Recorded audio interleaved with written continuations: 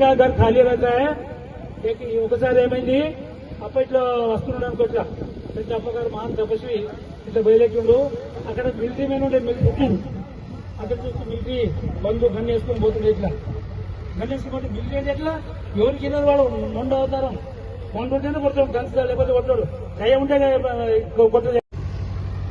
దాంతో పాటు మా బోరింగ స్వామి గారు స్వామి గారు అంటే వారు ఇప్పుడు మా 29 అంటే 29 ఆయన ప్రత్యక్షంగా లేనకు ఆయన కొడుకుతో సహా మరి నాన్నగారి వర్ధంతికి వచ్చి శ్రద్ధాంజలి ఘటించి 2 మాటలు చెప్పి మరి వారు బిద్దర్లో ఉంటారు మా స్వామి గారు కానీ మా బోరింగ స్వామి గారు మన బోరింగ వారు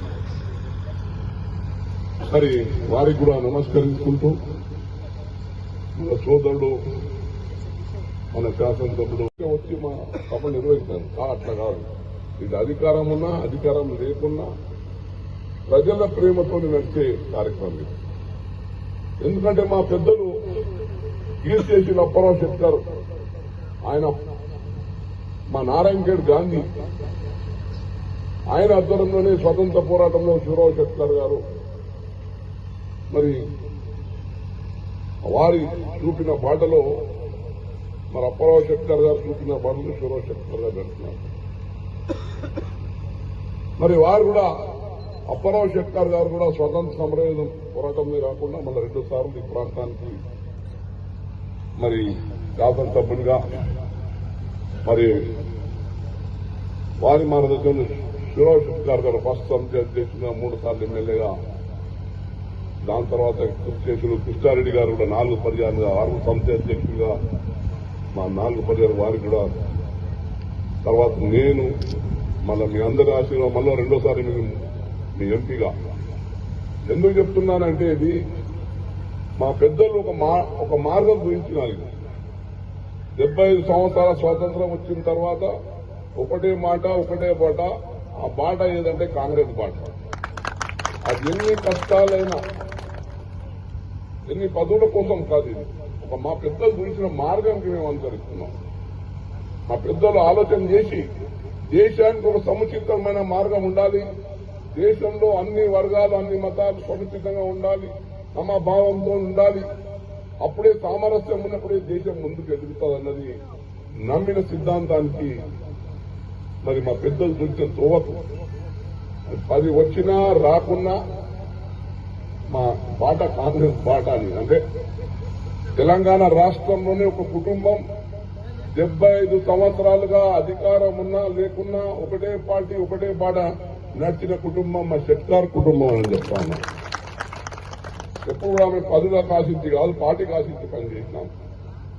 అందుకే నేను ఈరోజు ఒకటే నా సందేశం ఏంటంటే ఈరోజు మనం ఎన్నో రాజకీయాలు ఎన్నో పొడుగుడు చూసినాం, అయినా కానీ మనం కలిసిమెట్టుగా ఆనాడు కీర్తిశేషులు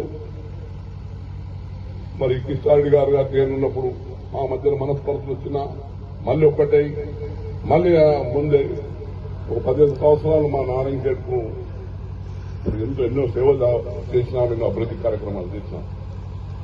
మళ్ళీ కూడా ఇప్పుడు మళ్ళీ 10 సంవత్సరాలు మళ్ళీ అదే ఇబ్బంది ఎదుర్కొని మళ్ళీ ఒకటై ఈరోజు చూసినాం. మళ్ళీ ఒక శాసనసభలో మన సంజయ్ రెడ్డి గారు మళ్ళీ మీ పార్లమెంట్ సభ్యులుగా నాకు కూడా మీకు అవకాశం ఇవ్వడం జరిగింది. అంటే దీనివల్ల మన ప్రాంతం అభివృద్ధి కావాలా, మన రాష్ట్రంలో మన రేవంత్ రెడ్డి గారు ప్రభుత్వం ఉన్నది, మన నారాయణఖేడ్ అభివృద్ధి కావాలా, హైదరాబాద్ అభివృద్ధి కావాలా. ఇప్పుడు మీరు చూపుతా ఉన్న నారాయణఖేడ్ ముందున్న నారాయణఖేడ్ కనిపిస్తుందా? ఇప్పుడు నారాయణఖేడ్ హైదరాబాద్కి రావాలంటే మీరు చూస్తున్న Sangareddy Nanded Apollo road top అయింది. ఇప్పుడు నిజాంపేట్ నారాయణఖేడ్ బీదర్ కళ్ళ కనిపిస్తా ఉంది. 500 కోట్లతో మళ్ళా నెక్స్ట్ ఇయర్ కు రోడ్ కంప్లీట్ అవుతుంది. అంటే ఇంకా కూడా మన నారాయణఖేడ్ పట్టణం అప్పుడు ఇట్లుండి ఇప్పుడు ఎట్లా ఎదుగుతా ఉన్నది. దానికి ఏ నాయకుడు ఏ పార్టీ అవన్నీ రాజకీయాలకు పోకుండా అంటే నేను చెప్పేది ఏదంటే ఇప్పుడు మాకు సేవ చేయడానికి అవకాశం వచ్చింది. ఇంకా మా నారాయణఖేడ్ పట్టణానికి కాకుండా మొత్తం నారాయణఖేడ్ నియోజకవర్గానికి ఇక్కడ సంజయ్ రెడ్డి గారు ఇద్దరు బాధ్యత, సంస్థ బాధ్యత ఉంది.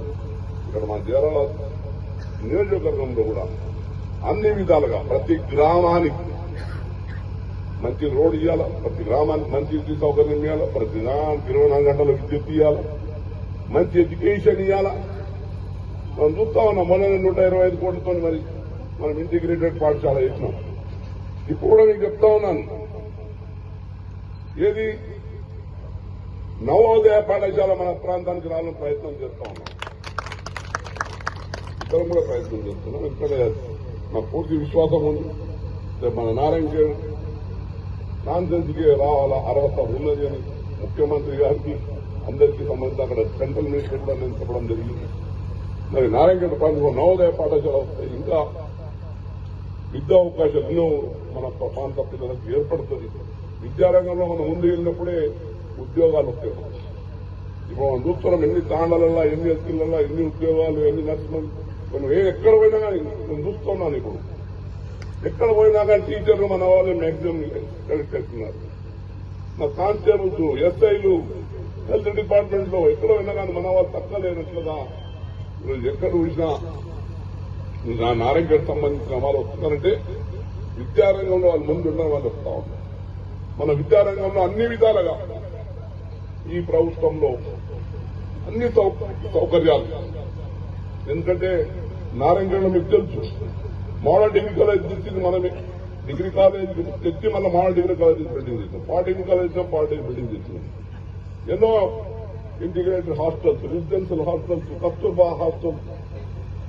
ఏ విధమైన నారాయణగఢ్ ఎంత పడకూడదన్న ఉద్దేశంతో ఆనాడు మన పెద్దలు కన్న కళ. అంటే ఆయన స్వతంత్ర సమావేశం అయిన తర్వాత అప్పారావు షెట్కర్ గారు తీర్చేసి, శివరావు షెట్కర్ గారు, తర్వాత కృష్ణారెడ్డి గారు, వారి కన్నా కళలకు సంపూర్ణం చేసుకుంటూ మరి వారి ఆశీర్వాదంతో ఈరోజు నారాయణగఢ్ ప్రాంతానికి నారాయణగఢ్ దీనికి అన్ని విధాలుగా వారి గురించిన పాటలు మేమంతా ఒక మార్గదర్శకంలో కలిసికట్టుగా ఐక్యమత్యంతో వారి ఆశీర్వాదంతో వారి గురించిన పాటలు నడుస్తామని ప్రత్యేకంగా మీకు మరోసారి అభినందన తెలుపుకుంటున్నాను. మీరు ఎప్పుడు కూడా 29 సంవత్సరాలు మరి మీరు మా పెద్దలపై అభిమానం ఉంచి మరి ఒక అభిమానంతో ఈరోజు ఈ వరదాని సభకు వచ్చినందుకు పేరు పేరున మా నాయకులకు, కార్యకర్తలకు, ప్రత్యేకంగా మా గురువులకు మరి